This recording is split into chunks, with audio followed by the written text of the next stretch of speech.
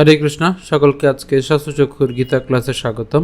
আজকের এই পর্বে আমি শ্রীমদ্ ভগবদ গীতার 3য় অধ্যায়ের 14 নম্বর শ্লোকে শুদ্ধ সংস্কৃত উচ্চারণ নিয়ে আলোচনা করব। এর পূর্ববর্তী ভিডিওতে আমি এই অধ্যায়েরই 13 নম্বর শ্লোকে শুদ্ধ সংস্কৃত উচ্চারণ নিয়ে আলোচনা করেছিলাম। তো যারা পূর্ববর্তী ভিডিওটি দেখেননি, উপরের আই বাটনটি ক্লিক করে দেখে নিতে পারবেন। তো এখনও পর্যন্ত আপনারা যারা আমাদের এই শাস্ত্রচক্ষু চ্যানেলটিকে সাবস্ক্রাইব করেননি, কৃপা করে আমাদের এই শাস্ত্রচক্ষু চ্যানেলটিকে সাবস্ক্রাইব করবেন।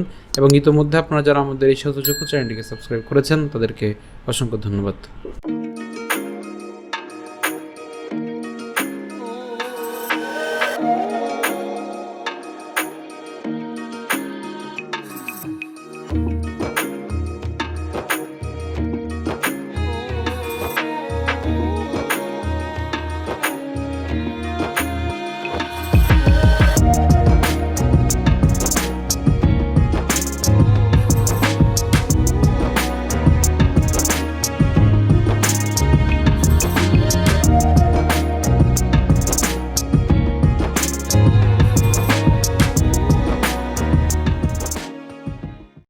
আজকের শ্লোকটি হলো অন্নাদ ভবন্তি ভূতানি পর্জন্যাৎ অন্ন সম্ভব যজ্ঞাৎ ভবতি পর্জন্য যজ্ঞঃ কর্ম সমুদ্ভব। একদমই সহজ। প্রথম থেকে খেয়াল করি এর উচ্চারণটা কেমন হচ্ছে, অন্নাদ।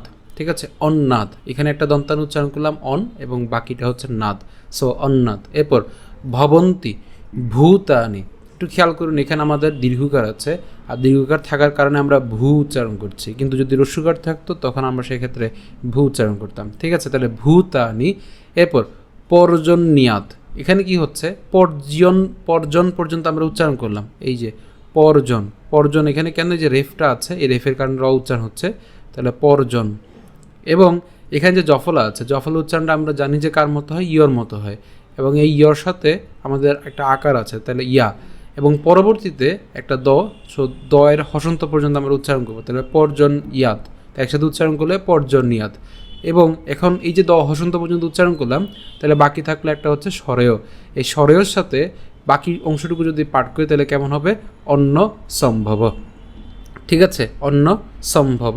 এরপর একই রকমভাবে ইয়জিয়াদ কেন, এই যে এখানে আমরা যদি যুক্ত বর্ণটিকে ভাঙি তাহলে আমরা কি পাই, বর্গীয়াজ হসন্ত যোগ হচ্ছে ইয়, এবং এখানে আমরা উচ্চারণটা কেমন হচ্ছে, ইয়জ এবং ইয়া। কেন ইয়া, কারণ আকার আছে, তাহলে ইয়াদ। ঠিক আছে, ইয়জ ইয়াদ। এরপর ভবতি পর্জন্যীয়, সেম একই রকমভাবে এখানে আমরা পর্জন পর্যন্ত উচ্চারণ করছি, পর্জন। ঠিক আছে, পর্জন। এরপর এখন এখানে একটু খেয়াল করুন, এখানে জফলা আছে, তার সাথে আমাদের এখানে ওকার আছে, তাহলে আমরা জানি জফল উচ্চারণ ইয়র মতো হবে, বাট ওকার থাকার কারণে এই ইয়র সাথে ওকারটা যুক্ত হয়ে উচ্চারণটা হয়ে যাবে হচ্ছে ইয়। ঠিক আছে, পর্জন্যীয়। এরপর যজ্ঞঃ কর্ম সমুদ্ভব। আশা করি আপনারা বুঝতে পেরেছেন। আমি আবার বলছি, অন্নাদ ভবন্তি ভূতানি পর্জন্যাৎ অন্ন সম্ভব যজ্ঞাৎ ভবতি পর্জন্য যজ্ঞঃ কর্ম সমুদ্ভব।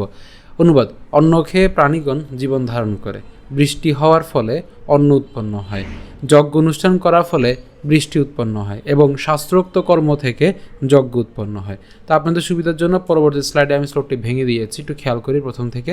উচ্চারণটা কেমন হচ্ছে, অন্নাদ। হ্যাঁ, অন্নাদ ভবন্তি ভূতানি পর্জন্যাৎ। যদি আমি এটি ভেঙে দিয়েছি, আমি যথারীতি একই কথাই বলি যে আমরা যদিও উচ্চারণ সুবিধার জন্য ভাঙছি, কিন্তু উচ্চারণ একসাথে আমরা করবো, তার মানে উচ্চারণটা হবে পর্জন্যাৎ। ঠিক আছে, পর্জন্যাৎ অন্ন সম্ভব। এরপর যজ্ঞাৎ ভবতি পর্জন্য, এটা আমরা একসাথে উচ্চারণ করবো, পর্জন্য। ঠিক আছে, যজ্ঞঃ কর্ম সমুদ্ভব। তা আমরা যদি সুর করে পাঠ করি তাহলে কেমন হচ্ছে, অন্নাদ ভবন্তি ভূতানি পর্জন্যাৎ অন্ন সম্ভব যজ্ঞাৎ ভবতি পর্জন্য যজ্ঞঃ কর্ম সমুদ্ভব। আমি আবার বলছি, অন্নাদ ভবন্তি ভূতানি পর্জন্যাৎ অন্ন সম্ভব যজ্ঞাৎ ভবতি পর্জন্য যজ্ঞঃ কর্ম সমুদ্ভব। তো আজকের ভিডিও পর্যন্ত। যদি ভিডিও ভালো লেগে থাকে অবশ্যই আমাদের এই শাস্ত্রচক্ষু চ্যানেলটিকে লাইক দেবেন, বেশি বেশি করে কমেন্ট এবং শেয়ার করবেন। তো এখনও পর্যন্ত আপনারা যারা আমাদের এই শাস্ত্রচক্ষু চ্যানেলটিকে সাবস্ক্রাইব করেননি, কৃপা করে আমাদের এই শাস্ত্রচক্ষু চ্যানেলটিকে সাবস্ক্রাইব করবেন। এবং ইতিমধ্যে আপনারা যারা আমাদের এই শাস্ত্রচক্ষু চ্যানেলটিকে সাবস্ক্রাইব করেছেন তাদেরকে অসংখ্য ধন্যবাদ। ধন্যবাদ সকলকে। হরে কৃষ্ণ।